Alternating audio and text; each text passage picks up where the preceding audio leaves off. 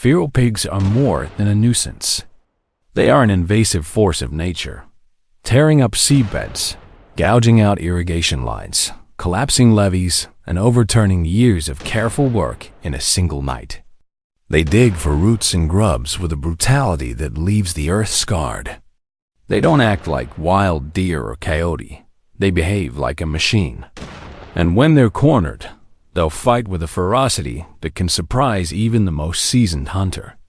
Over the last few years, I learned to become a hunter not for sport, but for survival. The work is methodical and ugly, a necessary dot we fight with traps and guns.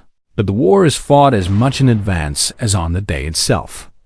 My trap of choice is a corral trap, a circular pen built from heavy wire mesh panels about 1.5 meters high, with a drop door that snaps shut when triggered. We bait it carefully, whole corn, crushed grain, and sometimes fat or fermented mash, even a splash of old wine, because pigs have an astonishing sense of smell. The sweet scent draws them. Their curiosity keeps them coming back. But bait alone won't win this war. Patience does.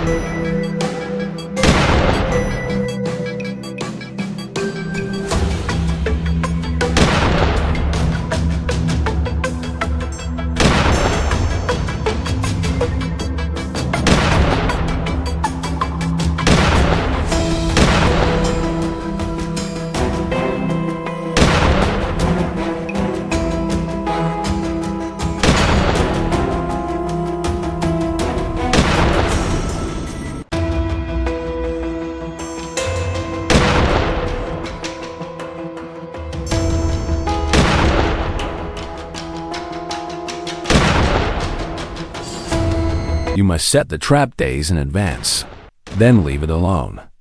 Wild boars are suspicious animals. If they find something strange, they bolt.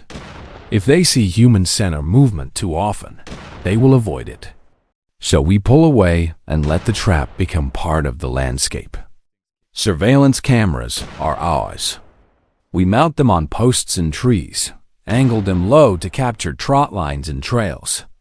Night footage, a ballet of noses and shadows illuminated by infrared, tells us everything. The number of animals, the hours they come through, the way the dominant boar pushes others aside. With that information, we can time our moves. The first time I watched a corral fill up on camera, I barely slept. At 2 in the morning, the footage showed a dozen animals padding in like ghosts, noses down, snouts bumping the corn. They milled inside the fence, comfortable, unafraid. I felt a mix of triumph and dread. Triumph because we had baited them in. Dread because I understood what we were about to do. On harvest mornings, we drive out before dawn. The farm is a silhouette, the air sharp and metallic. I remember one morning that will stay with me. Frost in low spots, breath hanging from my lips, the truck bed heavy with gear. We approached the trap slow, every step careful. Inside the corral, the pigs were restless. They slammed into the panels, ears back, tusks flashing. The leader, a heavy, clawed boar with a crooked right tusk, charged the gate and scraped it like a man trying to break his way out of a prison. The panic was real. The sound of bodies colliding with metal is something that sticks in your chest. We don't shoot from inside the truck.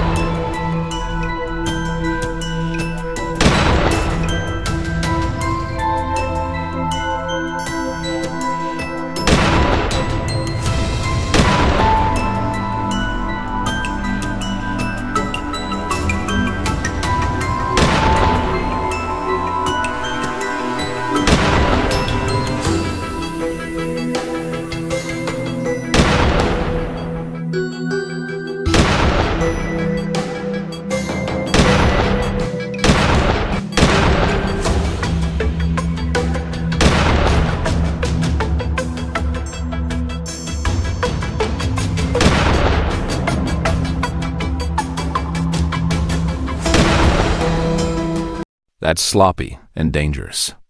We circle, we flank, we move to positions where we know we can get clean shots. The goal is simple: end the animal quickly and humanely. That moral rule is non-negotiable. We aim for the head and chest because a quick, clean shot spares suffering. It's the only humane choice when death is the outcome. When the leader finally fell, it was quiet, but for heartbeats and the soft exhale of someone who'd been holding their breath for too long. Loading a trapped boar onto a truck is hard labor. Their weight pulls at your hips and shoulders. Their bulk is sudden and animal.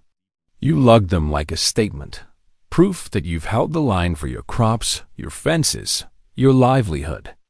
We take them to staging areas where they are processed, broken down, and every usable part is saved. Nothing is wasted. Meat, hide, fat for lard, and sometimes heads for dog food or bait. We make the land pay us something back.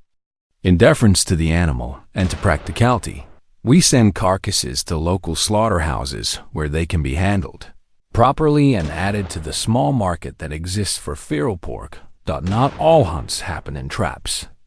Some happen from towers, where you sit like a silent guardian, glass pressed to your face, waiting for movement.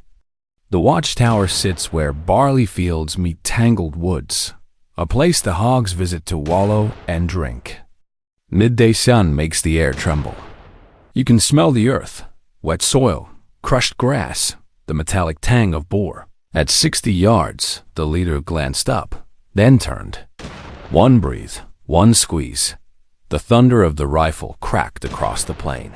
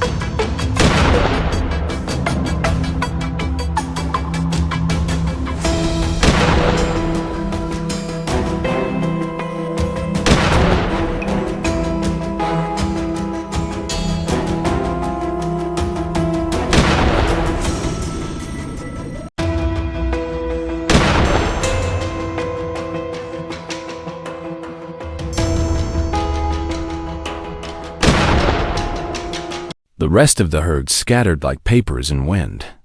We tracked the injured boar by blood and print, following until the grass gave up its secret and the animal lay still. Hunting from a tower teaches patience and the necessity of steady hands.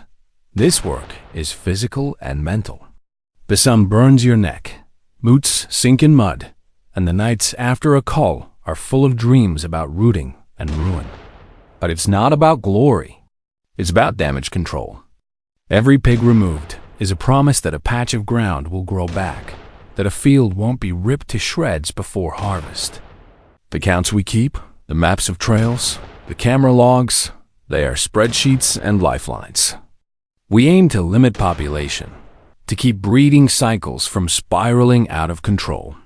Between attacks, we repair fences that look like the aftermath of a tornado, fill in wallows where water pooled and mosquito larvae multiplied, and replant.